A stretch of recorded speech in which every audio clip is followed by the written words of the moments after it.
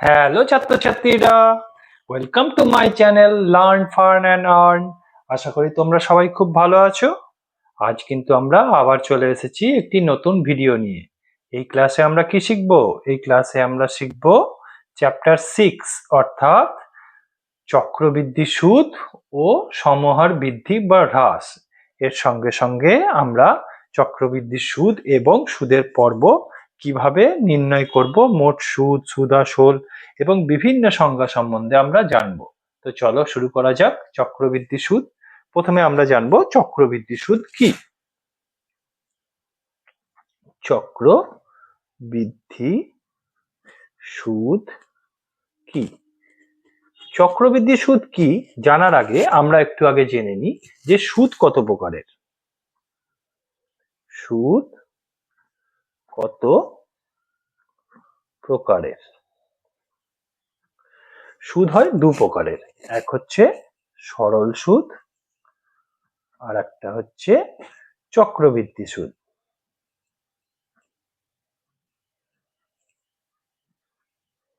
এই সরল সুদই বা কি আর চক্রবৃদ্ধি সুদই বা কি, এইগুলো জানার আগে আমরা কতকগুলো টার্ম সম্বন্ধে কিন্তু আমাদেরকে জেনে নিতে হবে।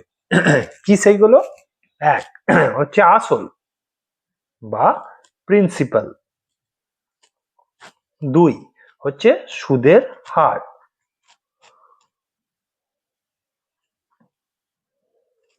তিন নম্বর হচ্ছে কি না সময়, চার নম্বর হচ্ছে মোট সুদ,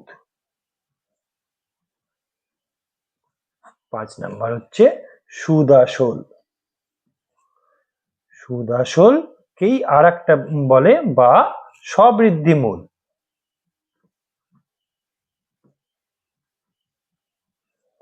আরো একটা জিনিস জানতে হবে, সেটা কি না সমূল চক্রবৃদ্ধি।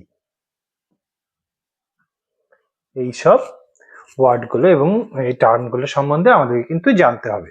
আসল কি না বছরের শুরুতেই বা প্রথমে যে পরিমাণ মূলধন বা টাকা থাকে সেটাই হচ্ছে কিন্তু আসল।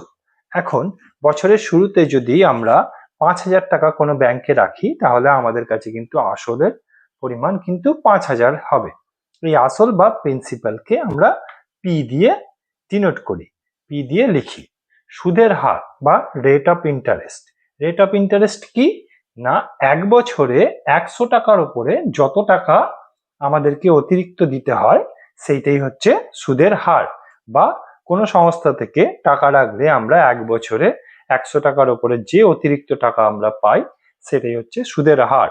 এই সুদের হার বা রেট অফ ইন্টারেস্টকে কিন্তু আর দিয়ে লেখা হয়, মানে এটা যেহেতু হার, সুদের হার বলছি, তো এটা পার্সেন্টেজ বা শতকরা হিসাব হবে, মানে আর পার্সেন্ট হিসাবে লেখা হয়। আর পার্সেন্ট মানে কি আর বাই 100। সময়, এখন এই সুদের হারে এই আসলের যে মূলধন আছে সেইটা যতদিন থাকবে সেইটাকেই আমরা বলবো মোট সময় বা সময়। এটাকে সাধারণত এন বা টি দিয়ে লেখা হয়। মোট সুদ কি না এই সময় ধরে এই আসলটা এই হারে থাকার ফলে, এই সুদের হারে থাকার ফলে যে অতিরিক্ত টাকা, যতটা অতিরিক্ত টাকা হবে সেটাই হবে মোট সুদ। মনে করো 5,000 টাকা আমরা কোনো একটা ব্যাংকে 3 বছর রেখেছিলাম, 3 বছর পরে গিয়ে দেখলাম যে আমার সেটা 5,126 টাকা হয়েছে।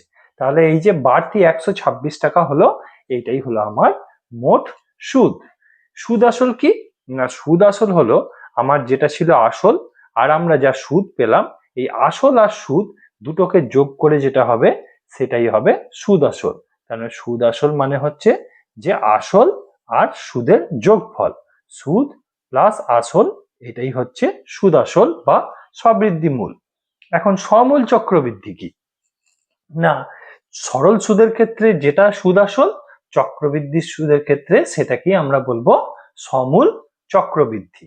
একই জিনিস, কিন্তু সমূল চক্রবৃদ্ধি কখন বলবো? যখন সেটা চক্রবৃদ্ধি সুদের হারে নেওয়া হবে তখন সেটা সমূল চক্রবৃদ্ধি, আর যখন সরল সুদের ক্ষেত্রে হবে তখন সেটা হবে সুদ আসল। এখন আমরা এই মোট সুদ আর সুদ আসল কি করে আমরা গণনা করব বা কি করে আমরা ক্যালকুলেট করব? তো সেইটা আমরা দেখি। এখন এইটা জানার আগে আমরা আগে সুদের হারটাকে আরেকটুখানি তোমাদের সুদের হার সম্বন্ধে আরেকটু বলি। এই সুদের হার আমরা কি জানি যে R% যদি সুদের হার হয় তার মানেটা আমরা কি বুঝি না, তার মানে আমরা বুঝি কি যে 100 টাকার ওপর 1 বছরের সুদ হয় R টাকা।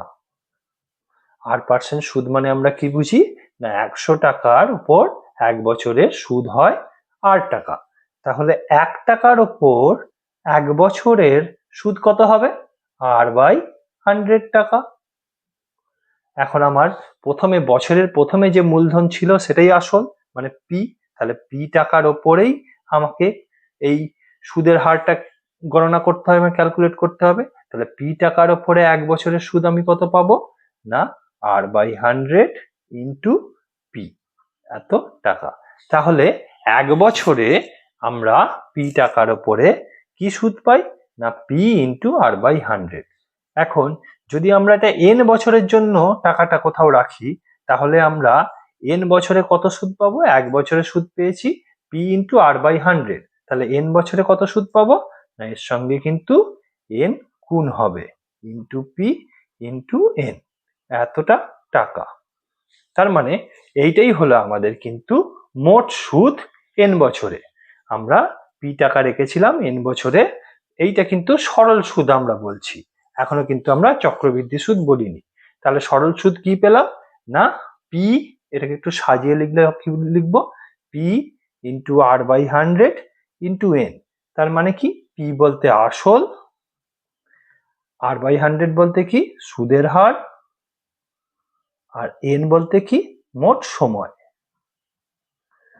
তাহলে মোট সুদ কি হয় আসল ইন্টু সুদের হার ইন্টু সময়।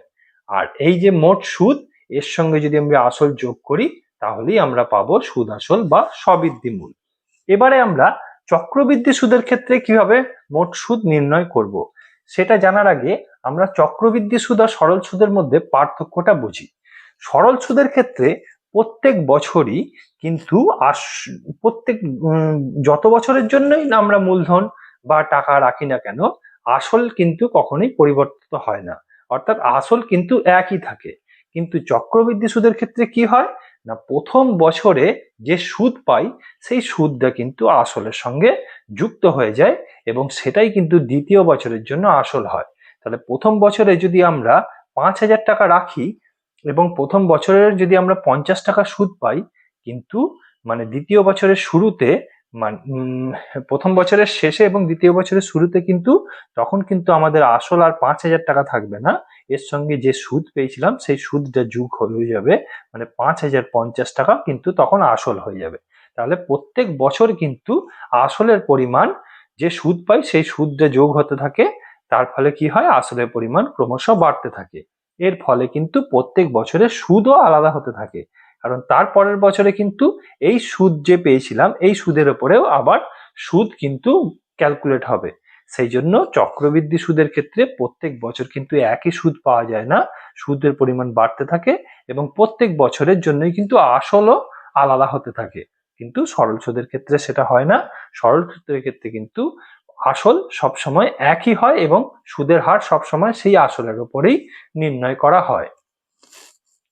এখন চক্রবৃদ্ধি সুদ এবং সরল সুদের পার্থক্য বোঝার জন্য আমরা একটি আগে একটা চার্ট তৈরি করে নেব, যেই চার্টটা কিন্তু আমরা দিয়ে আমরা বোঝার চেষ্টা করব যে চক্রবৃদ্ধি সুদ আর সরল সুদের মধ্যে পার্থক্য কি। তো আমরা এখানে লিখছি আসল বা প্রিন্সিপাল, আর লিখছি মোট সুদ, আর লিখছি সময়, আর লিখছি সুদের হার। মনে করি আমার এখানে প্রথমে আমার কাছে 500 টাকা ছিল। এখন আসল এখানে আমি দুটো সুদের কথাই আমি বিবেচনা করব, একটা হচ্ছে সরল আর একটা হচ্ছে চক্রবৃদ্ধি সুদ। একটা হচ্ছে সরল আর একটা হচ্ছে চক্রবৃদ্ধি সুদ। এখন সময় শুরুতে, অর্থাৎ আমার প্রথমে কি ছিল, মনে করি প্রথমে আমার কাছে 500 টাকা ছিল, তাহলে যদি 500 টাকা থাকে তাহলে সেটা সরল সুদের ক্ষেত্রেও 500 টাকা হবে, চক্রবৃদ্ধি সুদের ক্ষেত্রেও 500 টাকাই হবে।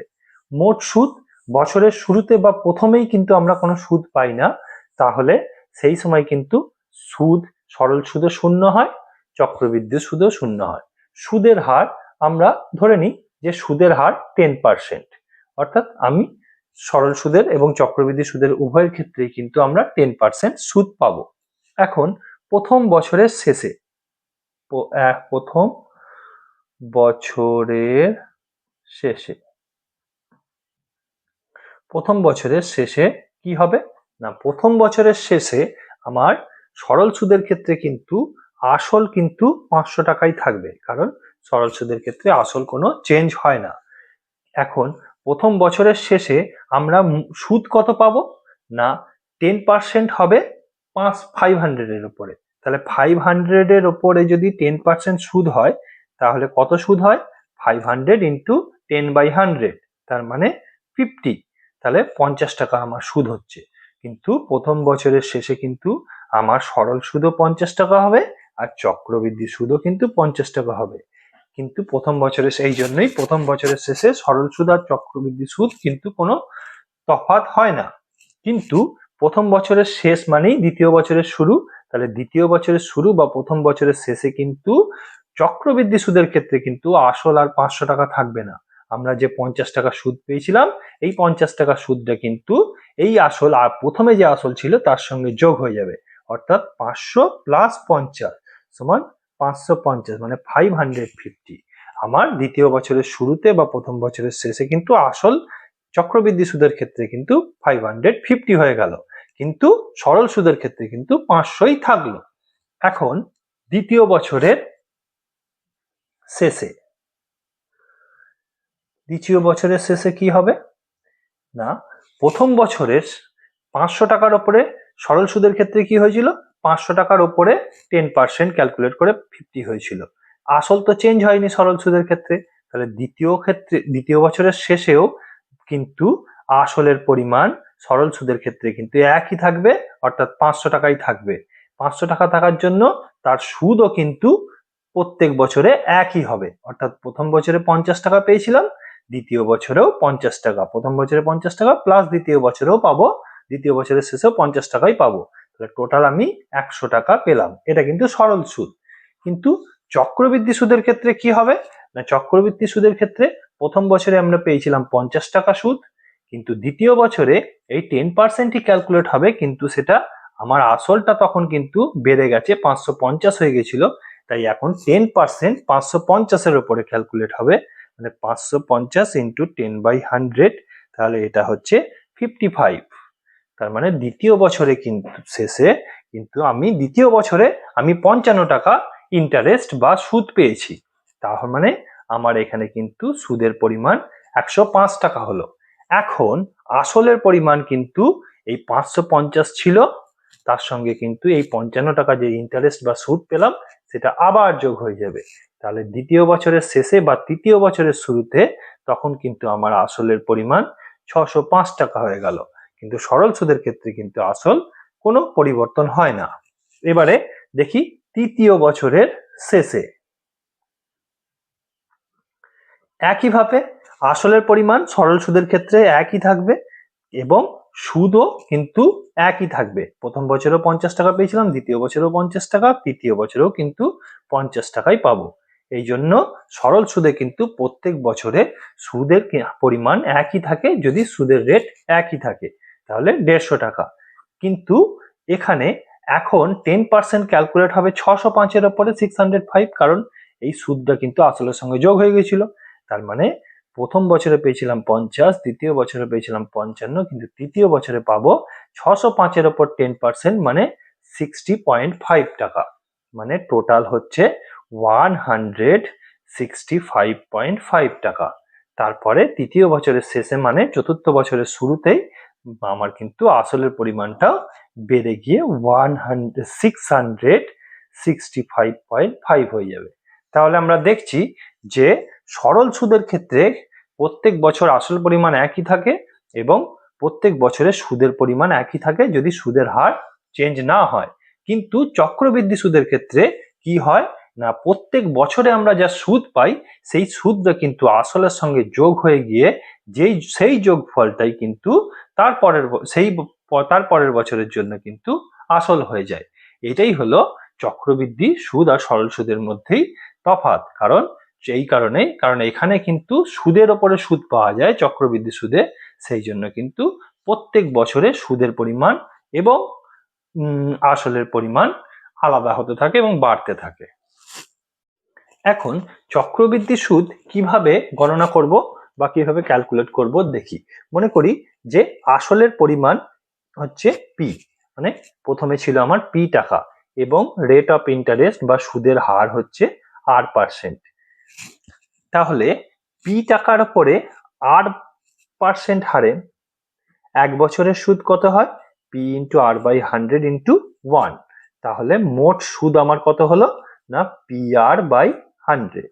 তাহলে প্রথম বছরের শেষে আমার সুদ পেলাম PR/100। এখন আমার আসল কত ছিল? পি টাকা। তাহলে প্রথম বছরে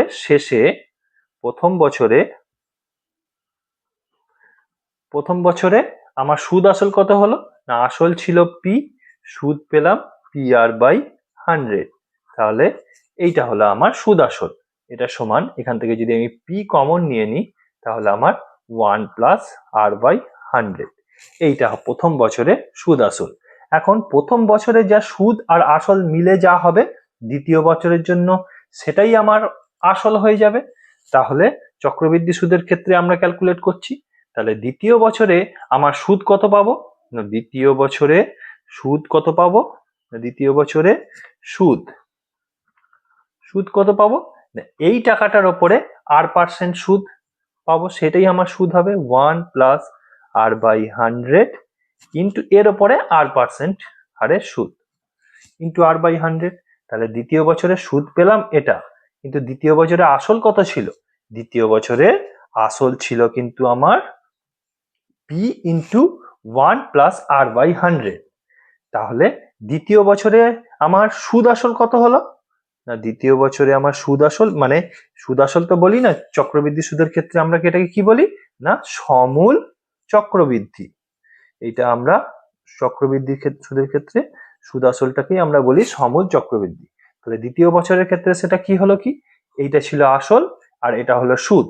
তাহলে সুদ আসল বা সমূল চক্রবৃদ্ধি হবে পি ইন্টু 1 প্লাস R/100, এইটা প্লাস এইটা হলো সুদ, এটা বসিয়ে দিই P into 1 plus R/100 into R/100। এখন এখানে এই পার্টটা এখানেও আছে, এই পার্টটা এই দুটোর মধ্যে কিন্তু এই জিনিসটা কমন আছে।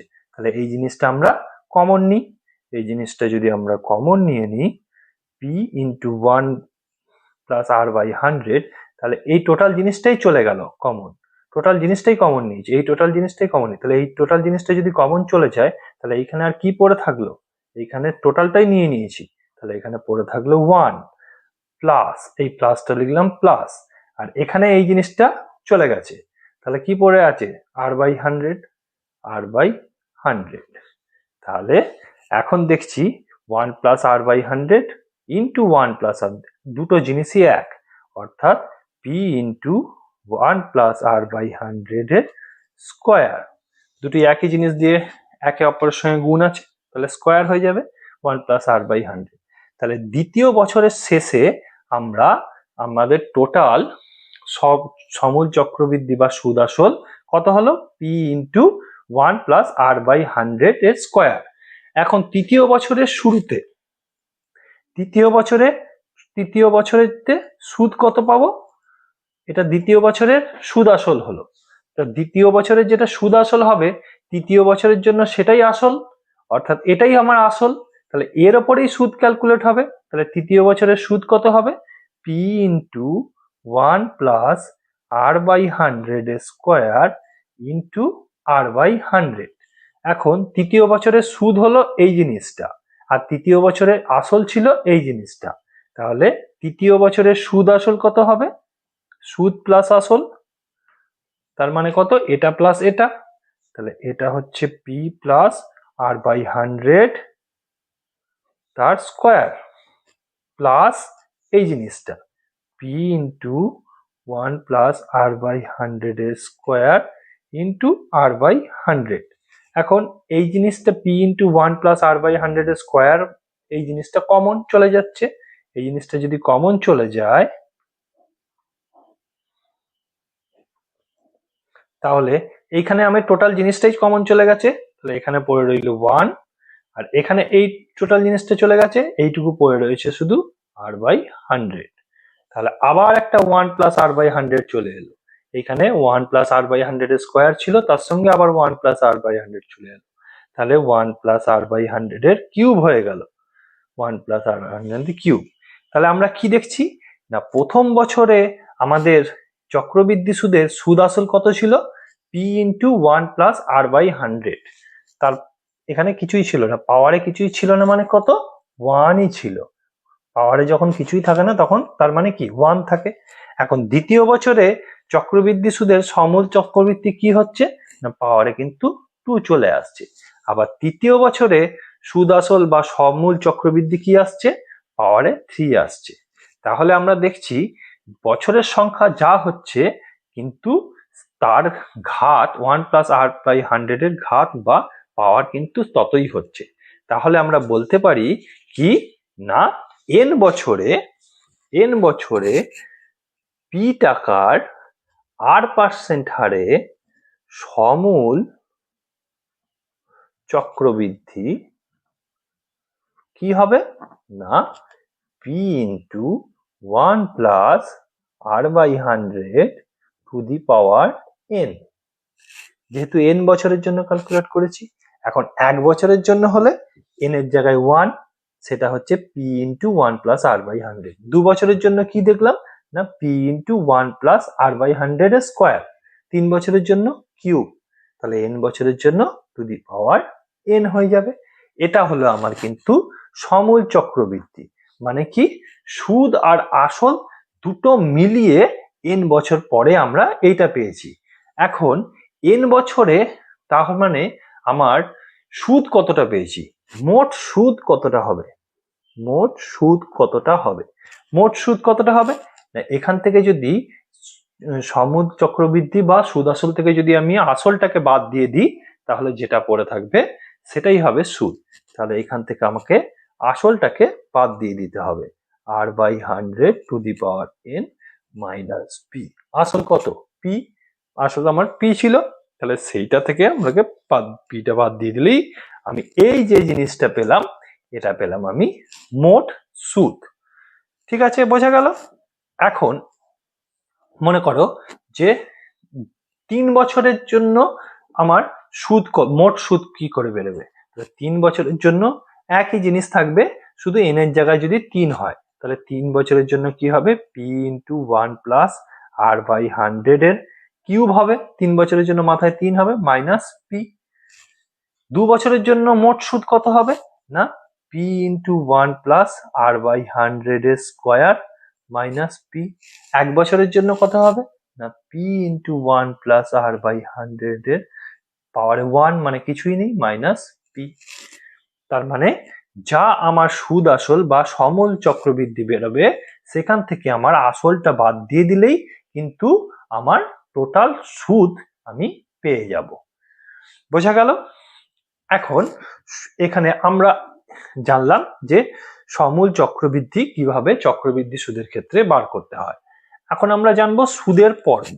কি জানবো আমরা, সুদের পর্ব কি, সুদের পর্ব কি না সুদের পর্ব হচ্ছে বছরে যতবার সুদ দেওয়া হবে সেটাই হলো সুদের পর্ব। এখানে আমাদের কিন্তু বছরে একবারই সুদ দেওয়া হচ্ছে, আমরা ধরে নিয়েছিলাম যে সুদটা আমরা কতদিন পরে পাচ্ছি না 1 বছরের শেষে গিয়ে সুদটা পাচ্ছি, তার মানে বছরে একবার সুদ দেওয়া হয়েছে। তাই এই ক্ষেত্রে অর্থাৎ এই ক্ষেত্রে আমরা যেটা বার করেছি এই ক্ষেত্রে আমি ধরে নিয়েছি সুদের পর্ব কত 1, সুদের পর্ব 1, কারণ বছরে একবারই সুদ দেওয়া হয়েছে। এখন যদি বছরে 2 বার সুদ দেওয়া হয় মানে 6 মাস অন্তর অন্তর যদি সুদ দেওয়া হয়, 6 মাস অন্তর অন্তর যদি সুদ দেওয়া হয় তখন কিন্তু তার মানে বছরে কবার সুদ দেওয়া হচ্ছে, 6 মাস অন্তর অন্তর দেওয়া হলে দুবার সুদ দেওয়া হবে বছরে, একবার 6 মাসে দেওয়া হলো আবার বছরের শেষে দেওয়া হবে, তাহলে এখানে দুবার সুদ দেওয়া হচ্ছে, তাই কিন্তু সুদের পর্ব কিন্তু 2 হবে, তার মানে সুদের পর্ব 2। এখন যদি 3 মাস পর পর যদি সুদ দেওয়া হয় তাহলে কি, 3 মাস অন্তর অন্তর যদি সুদ দেওয়া হয় তাহলে কিন্তু বছরে 4বার সুদ দেওয়া হচ্ছে, কারণ 1 বছর সমান 12 মাস, 3 মাস পর পর সুদ দেওয়া হলে 4বার সুদ দেওয়া হচ্ছে, তাই কিন্তু সেক্ষেত্রে পর্ব হচ্ছে 4। যদি 4 মাস পর পর সুদ দেওয়া হয় তাহলে কিন্তু পর্ব হবে 3, কারণ 4 মাস মানে বছরে 3বার সুদ দেওয়া হবে। তাহলে বছরে কোনো একটা মূলধনের বা আসলের উপরে যতবার সুদ দেওয়া হবে সেইটাই হবে কিন্তু সুদের পর্ব। তাহলে আমরা দেখলাম যে পর্ব যদি 1 থাকে অর্থাৎ বছরে যদি একবারই সুদ দেওয়া হয় তাহলে পি টাকার 8% হারে n বছরের সমূল চক্রবৃদ্ধি বা সুদ আসল হয় p into 1 plus r/100 two the power n। এখন আমরা ক্যালকুলেট করব যে সুদের পর্ব যদি 2 হয় তাহলে সব মূল চক্রবৃদ্ধি কি হবে। সুদের পর্ব 2 মানে 6 মাস অন্তর সুদ দেওয়া হচ্ছে, সুদের পর্ব 2 মানে বছরে দুবার সুদ দেওয়া হবে, মানে 6 মাস অন্তর অন্তর সুদ দেওয়া হবে। একে বলা হয় ষান্মাসিক, মানে অর্জিত সুদ কিন্তু ষান্মাসিক।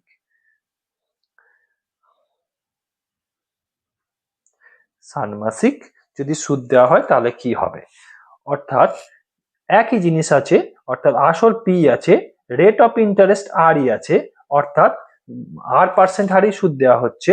এখন r% হারে তাহলে 6 মাস অন্তর অন্তর যদি সুদ দেওয়া হয় তাহলে কিন্তু সমূল চক্রবৃদ্ধিটা কি হয় সেটা আমরা এখন ক্যালকুলেট করব বা গণনা করব। তো মনে করি যে পি টাকার উপরে r% হারে 6 মাসে সুদ কত হয় দেখি। 6 মাস, এখন মাসটাকে আমাদের বছরে করে নিতে হবে, কারণ এখানে রেট অফ ইন্টারেস্ট যেটা আছে অর্থাৎ সুদের হার যেটা আছে সেটা কিন্তু বাৎসরিক, অর্থাৎ 1 বছরে 100 টাকার ওপরে সুদ হচ্ছে 8 টাকা, সেটা কিন্তু ষান্মাসিক নয়, 6 মাস অন্তর নয়, কিন্তু সুদটা 6 মাসে যে পরিমাণ সুদ জমে সেইটা কিন্তু দিয়ে দেওয়া হয় 6 মাস অন্তর, যে পরিমাণ সুদ জমে সেটা কিন্তু 6 মাস পর পর দিয়ে দেওয়া হয়, অর্থাৎ সেটা কিন্তু আবার আসলের সঙ্গে যোগ হয়ে গিয়ে সেটাই আসল হয়ে যায়। তাহলে 6 মাসে এই হারেই কতটা সুদ জমবে না পি ইন্টু r/100 ইন্টু বছর, বছরটা কত, 6 মাসকে আমরা যদি বছরে করি তাহলে কত হয়, 6/12 সমান হচ্ছে হাফ বছর, তাহলে ইন্টু হাফ, তার মানে 6 মাস পরে 6 মাস পরে 6 মাস পরে আমার সুদের পরিমাণ কত হচ্ছে না P into r/100 into half, তাহলে এইটা হলো আমার সুদ, 6 মাস পরে সুদ।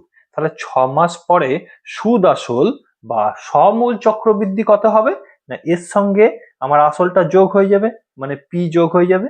এখন এই দুটো থেকে যদি আমি পি কমন নিয়ে নিই তাহলে আমার কি আসছে না 1 প্লাস r বাই এখানে 2 ইন্টু 100 200 হয়ে যাচ্ছে। এইটা হচ্ছে আমার 6 মাস পরে সুদ আসল বা সমূল চক্রবৃদ্ধি। এখন এটা গেল 6 মাস পরে, এবারে নেক্সট 6 মাস পরে কিন্তু 1 বছর হয়ে যাবে, তাহলে 1 বছর পরে কত হচ্ছে সুদ না এবারে 6 মাস পরে বা 1 বছরের প্রথমে মানে 6 মাসের পরেই কিন্তু আসলটা কিন্তু এখন হয়ে যাবে এটা, কারণ সুদ আর আসল মিলিয়ে এটা হয়েছিল, এইটাই কিন্তু এখন আসল হয়ে যাবে, তাহলে এর ওপরেই কিন্তু r% হারেই ক্যালকুলেট হবে। তাহলে 1 বছরের সুদ কতটা পাবো না এইটা হয়ে গেছে এখন আসল 1 প্লাস r/200, এর ওপরে আমরা কিন্তু কত পার্সেন্ট সুদ পাবো না এর ওপরে কিন্তু আমরা r% হারেই সুদ পাবো, কিন্তু 6 মাস পর পর আমরা সুদ ক্যালকুলেট করছি মানে বছরটা কিন্তু হাফই হবে, মানে 6 মাস থেকে 1 বছর এই টাইমটা হাফ বছর, তাহলে এইটা ইন্টু হাফ, তাহলে এইটা হবে আমার সুদ 1 বছরে শেষে। এবারে এই 1 বছরের শুরুতে মানে 6 মাসের পরে কিন্তু এটা ছিল আসল আর এটা পেলাম সুদ, তাহলে এইটা আর এইটা মিলিয়ে হয়ে যাবে 1 বছরের শেষে সুদ আসল, তাহলে এইটা আর প্লাস এইটা করতে হবে, তার মানে সুদ আসল হয়ে যাবে 1 বছরের সুদ আসল বা সুদ আসল তো বলবো না, সমূল চক্রবৃদ্ধি, সেক্ষেত্রে কি হয়ে যাবে না সমূল চক্রবৃদ্ধি হয়ে যাবে এইটা আসল প্লাস এটা হচ্ছে সুদ, p into 1 plus r by 200 into r by এটাও কিন্তু 200ই হচ্ছে। এখন এই জিনিসটা কমন চলে যাচ্ছে, এই জিনিসটা কমন চলে গেলে কিন্তু 1 প্লাস r বাই 200 এই জিনিসটা কমন চলে যায়, টোটাল জিনিসটা কমন চলে গেলে এইখানে কি পড়ে থাকছে 1 প্লাস এই প্লাসটা প্লাস, আর এখানে কি পড়ে থাকছে r বাই 200, r বাই 200।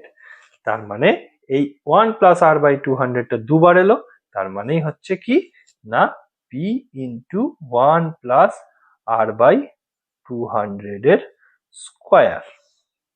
তাহলে এক বছর শেষে আমার সমূল চক্রবৃদ্ধি কি পেলাম না p into 1 plus r by 200 এর স্কোয়ার। এটা কিন্তু 6 মাস অন্তর অন্তর দেয় বা ষান্মাসিক সুদের কিন্তু সমূল চক্রবৃদ্ধি আমরা বার করলাম। এখন এক বছর শেষ হলো, এবারে 1.5 বছর অর্থাৎ 18 মাসে সমূল চক্রবৃদ্ধি কত হয় সেটা আমরা এখন ক্যালকুলেট করব। এখন আমরা যদি পেয়েছিলাম কি এক বছর পরে যে সুদ আসল পেয়েছিলাম সেটা হলো p into 1 plus r by 200 এর স্কোয়ার। এখন 18 মাস বা 3/2 বছর মানে এক বছর প্লাস হাফ বছর 3/2 বছর পরে কতটা সুদ পাবো না এই টাকাটা ছিল আমার এক বছর পরে সুদ আসল, তাহলে এইটাই হয়ে যাবে এখন আমার আসল, p into 1 plus r by 200 এর স্কোয়ার। এর ওপরেই কিন্তু r% হারে সুদ পাবো, কিন্তু আমি 6 মাস পর পর সুদ নিচ্ছি, তার মানে ইন্টু হাফ হবে, মানে হাফ বছরের জন্য কতটা সুদ হবে, তাহলে এইটা হবে আমার 18 মাস পরে সুদ। এবারে 18 মাস পরে এইটা যদি সুদ হয় আর এইটা ছিল আসল, তাহলে এইটা প্লাস এইটা হবে 18 মাস পরে সুদ আসল বা সমূল চক্রবৃদ্ধি। সমূল চক্রবৃদ্ধি কি হবে না সমূল চক্রবৃদ্ধি হবে p into 1 plus r by 200 এর স্কোয়ার প্লাস এই জিনিসটা টোটালটা বসবে p into 1 plus r by 200 এর square into r by 100 into 200। এখন এই জিনিসটা আবার কমন চলে যাচ্ছে, p into 1 plus r by 200 এর স্কোয়ার কমন চলে গেল, তাহলে এখানে টোটাল জিনিসটাই চলে গেছে, তাহলে এখানে 1 পড়ে রইলো প্লাস প্লাস লিখলাম, এখানে এই জিনিসটা চলে গেছে পড়ে রয়েছে r বাই 200। তাহলে আমার এই 1 প্লাস r বাই 200 টা আবার একটা টার্ম চলে এলো, এখানে স্কোয়ার ছিল এই টার্মটা এসে এটা কিউব হয়ে যাবে, 1 প্লাস r বাই 200 এর কিউব। তাহলে দেখছি কি যে 3/2 বছরে গিয়ে কিন্তু আমার সুদ আসল বা সমূল চক্রবৃদ্ধি হচ্ছে p into 1 by r 1 plus r by 200 to the power 3। তাহলে এখন দেখছি তাহলে আবার মানে 2 বছর শেষে বা 2 বছরে গিয়ে কিন্তু আমার এইটা একইভাবে ক্যালকুলেট করে আমার কি আসবে 1 plus r by 200 to the power 4, অর্থাৎ পাওয়ারে কিন্তু 4 হয়ে যাবে। তাহলে আমরা এখন কি দেখছি না 6 মাস বা হাফ বছরের জন্য আমরা কি ছিল সুদ আসল বা সমূল চক্রবৃদ্ধি 1 প্লাস r বাই 200 এর টু দি পাওয়ার 1। এবারে এক বছরের জন্য ছিল p into 1 plus r by 200 এর স্কোয়ার। 3/2 বছরের জন্য ছিল p into 1 plus r by 200 এর কিউব, আর 2 বছরের জন্য ছিল p into 1 plus r by 200 to the power 4।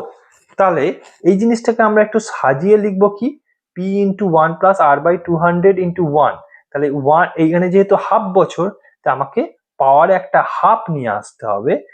সাজিয়ে আমি যদি লিখি এই 2টাকে r এর সঙ্গে নিয়ে নেব, r বাই 2 লিখবো আর নিচে 100ই রাখবো, আর এই মাথায় 1টাকে আমরা লিখবো 1 ইন্টু 2 ইন্টু হাফ। 1টাকে আমরা কি লিখতে পারি 2 ইন্টু হাফ করলে কত হয় 1ই থাকে, তাহলে এইটাকেই আমরা হাফের আকারে লিখলাম, যেহেতু হাফ বছরের সুদ ক্যালকুলেট করছি। আবার r/2 ও করে নিয়েছি, মানে r/2 করে নিয়েছি। এবারে 1 বছরের জন্য কি বেরোলো, p × 1 + r/200 টু স্কয়ার। তাহলে সেটাকে আমরা ওইভাবেই লিখি, 1 প্লাস এই নিচে 200 এর 2 টাকে আমরা r এর সাথে নিয়ে নিচ্ছি, r/2 করে দিচ্ছি, আর নিচে 100 করে দিচ্ছি। আর এখানে যে 2 আছে, 2 টাকে আমরা কি লিখছি, 2 × 1। 1 বছরের জন্য আমরা পাচ্ছি 1, হাফ বছরের জন্য 2 × হাফ। এখন 3/2 বছরের জন্য কি হয়েছে, p × 1 + r/200 two the power cube. এটাকে আমরা কি লিখবো, 1 + r/2/100 টু দি পাওয়ার 2 × 3/2। এবার 2 বছরের জন্য কি লিখবো না, p 1 + r/2/200 2 × 4, 2 × 2, মানে 4 টাকে লিখছি 2 × 2।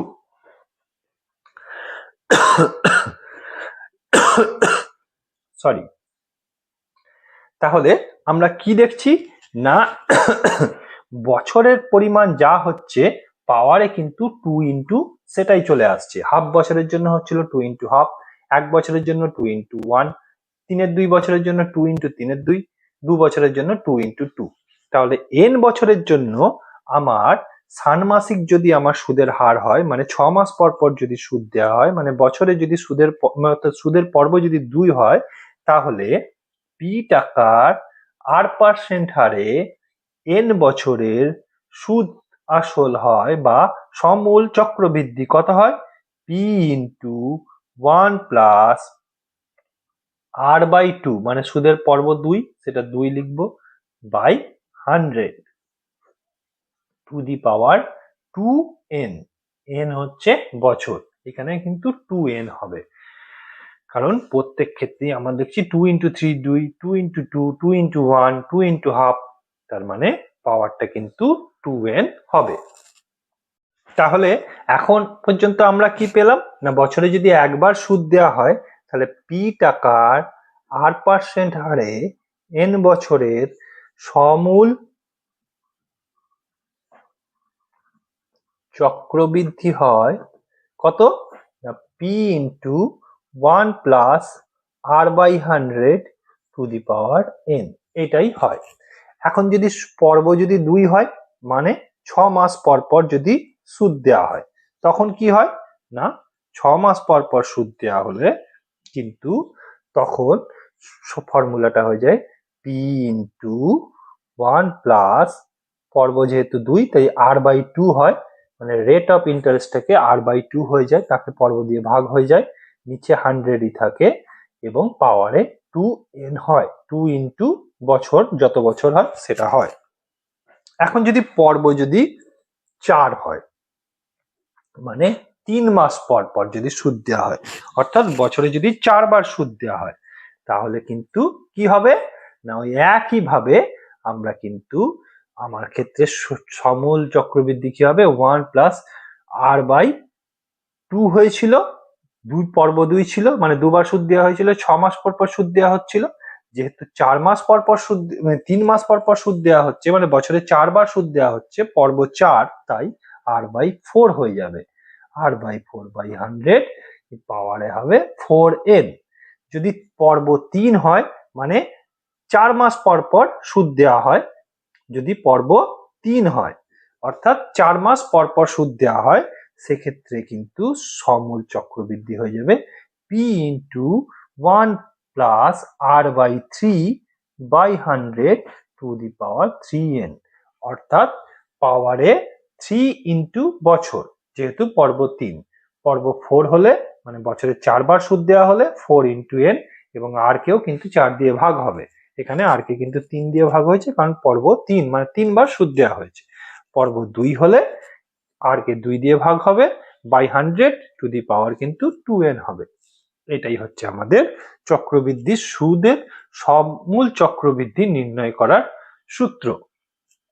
এখন এটা তো গেল সমূল চক্রবৃদ্ধি, কিন্তু আমাদের মোট সুদ কি করে পাবো না, মোট সুদ পাবো এইখান থেকে, যদি আমরা মনে করি যদি পর্ব 2 থাকে, তাহলে কি হয় সমূল চক্রবৃদ্ধি n বছর পরে 1 plus r/2/100 two the power 2n। এইখান থেকে যদি আমি p বিয়োগ করে দিই মানে আসলটা যদি বাদ দিয়ে দিই তাহলে যেটা থাকছে সেটাই আমার হয়ে যাবে মোট সুদ। সিমিলারলি যদি পর্ব 4 থাকে তাহলে এইখান থেকে যদি আমি আসলটাকে বাদ দিয়ে দিই তাহলে আমি মোট সুদ পেয়ে যাব। তাহলে এটা আমরা কিন্তু সমূল চক্রবৃদ্ধি বেরোচ্ছে মানে সুদ আর আসল দুটোই মিশে আছে এর মধ্যে। এইখান থেকে আমাকে আসলটা বাদ দিয়ে দিলেই কিন্তু আমরা কি পেয়ে যাব না মোট সুদ পেয়ে যাব। তো আমাদের অঙ্কের ক্ষেত্রে যদি কোনো সময় মোট সুদ বার করতে বলে তাহলে কিন্তু আমরা সমূল চক্রবৃদ্ধি থেকে আসল যেটা দিয়ে থাকবে সেইটা বাদ দিয়ে দেবো, তাহলেই কিন্তু আমরা মোট সুদ পেয়ে যাব। এতক্ষণ পর্যন্ত আমরা জানলাম যে প্রত্যেক বছরেই কিন্তু সুদের হার কিন্তু একই থাকে অর্থাৎ r%। কিন্তু যদি এরকম হয় যে সুদের হার প্রথম বছরের জন্য r1%, দ্বিতীয় বছরের জন্য r2%, তৃতীয় বছরের জন্য r3%, এরকম করে হতে থাকে অর্থাৎ প্রত্যেক বছরেই কিন্তু সুদের হার চেঞ্জ হতে থাকে, তাহলে তখন সমূল চক্রবৃদ্ধি কি হবে? পর্ব আমরা কিন্তু এক্ষেত্রেও একই ধরে নেব, পর্ব এখানে আমি মানে বছরে একবারই সুদ দেওয়া হচ্ছে ধরে নেব, সেক্ষেত্রে কিন্তু আমাদের সমূল চক্রবৃদ্ধি কি হবে না সমূল চক্রবৃদ্ধি কি হবে না p into 1 plus r1/100 into 1 plus r2/100 into 1 plus r3/100 এরকম করে চলতে থাকবে। তাহলে n বছরের জন্য dot dot dot dot dot dot 1 plus rn/100। ঠিক আছে, প্রত্যেক বছর যদি চেঞ্জ হতে থাকে তাহলে n বছরে আমার সমূল চক্রবৃদ্ধি কি হবে না এটা। এবারে মনে করো যে প্রথম বছরের সুদ ছিল 5%, দ্বিতীয় বছরের সুদ ছিল 6%, তৃতীয় বছরের সুদ ছিল 7% এবং আসল ছিল p, তাহলে আমার 3 বছরে সমূল চক্রবৃদ্ধি কি হবে না সমূল চক্রবৃদ্ধি কি হবে না p into 1 plus 5/100 into 1 plus 6/100 into 1 plus 7/100। যেহেতু সুদের হার প্রত্যেক বছর চেঞ্জ হয়ে যাচ্ছে তাই কিন্তু আমার এই জেনারেলাইজ ফর্মুলাটা হবে না, আরটা তো ফিক্স থাকলে এটা হবে, যদি আর চেঞ্জ হতে থাকে তাহলে সেক্ষেত্রে কিন্তু p into 1 plus r1/100 into 1 plus r2/100 into 1 plus r3/100 এরকম করে হতে থাকবে। তো এটা গেল যদি সুদের হার প্রত্যেক বছর চেঞ্জ হতে থাকে তাহলে কি হবে। এবারে আমরা জানবো যে সমহার বৃদ্ধি বা হ্রাস কি। সমহার বৃদ্ধি বা হ্রাস কি, সমহার বৃদ্ধি বা হ্রাস কি এটা কিন্তু আমরা এখন জানবো। মনে করি কোনো একটা বছরের প্রথমে মূলধন ছিল p টাকা মানে আসল p এবং প্রত্যেক বছরে r% হারে বৃদ্ধি পাচ্ছে, তাহলে আমার এক বছরের শেষে কি হবে মূলধনটা না এক বছরের শেষে হবে p plus p into r/100 into 1 অর্থাৎ p ইন্টু 1 প্লাস r/100। এইটা কিন্তু এক বছরের শেষে হবে। 2 বছরের শেষে আমার কি হবে মূলধন না পাওয়ারে 2 আসবে p ইন্টু 1 প্লাস r/, 3 বছরের শেষে কি হবে না এটা 3 হয়ে যাবে। তার মানে সমহারে যদি বৃদ্ধি পায় তাহলে n বছরের শেষে আমার মূলধনটা কি হবে না p into 1 plus r/100 two the power n। এটা গেল সমহার বৃদ্ধির ক্ষেত্রে। কিন্তু যদি সমহারে হ্রাস পায় তাহলে কি হবে না সমহারে যদি হ্রাস পায় প্রথমে ছিল p টাকা, হ্রাস পেল কত না p ইন্টু r/100, এক বছরে হ্রাস পেল এটা ইন্টু 1, তাহলে এইটা কিন্তু এই p থেকে বাদ যাবে। বৃদ্ধি হলে যেমন যোগ হয় হ্রাস হলে সেরকম বিয়োগ হবে, তাহলে প্রথম বছরের শেষে আমার হ্রাস হয়ে যেটা দাঁড়াবে সেটা কি না p ইন্টু 1 মাইনাস r/100, এইটা হবে প্রথম বছরের শেষে। দ্বিতীয় বছরের শেষে কি দাঁড়াবে না এইটার দ্বিতীয় বছর ইন পাওয়ারে 2 হবে, তৃতীয় বছরের শেষে কি হবে না এইটার পাওয়ারে কিন্তু 3 হবে। তাহলে n বছরের শেষে কোনো একটা মূলধন হ্রাস পেতে পেতে r% হারে হ্রাস পেতে পেতে কি দাঁড়াবে? না দাঁড়াবে এটাই যে P into 1 minus R by 100 to the power N. এইটাই হচ্ছে সমহার হ্রাসের ফর্মুলা, যে এন বছর পরে কোনো একটা মূলধন কিন্তু হ্রাস পেতে পেতে R% হারে হ্রাস পেতে পেতে এন বছর পরে সেটা কি হবে না, সে এন বছর পরে হবে P into 1 minus R by 100 to the power N. এটাই হলো আমাদের সূত্র। তাহলে এখন এটা গেল সমহার বৃদ্ধি বা সমহার হ্রাস হলে কি হবে। ঠিক আছে, তাহলে এইখানে কিন্তু আমাদের এই চ্যাপ্টারে সমস্ত কিন্তু ফর্মুলাগুলোই আমরা দেখে নিলাম যে কিভাবে আমরা করব, কিভাবে বার করব। এখন আমরা নেক্সট ক্লাসে, অর্থাৎ নেক্সট ক্লাসে আমি তোমাদেরকে শেখাবো 6.1 চ্যাপ্টার 6 এর 6.1 কোষে দেখি 6.1 এ কিন্তু আমরা এই চ্যাপ্টারের অন্যান্য অঙ্কগুলো নিয়ে আলোচনা করব। Bye bye.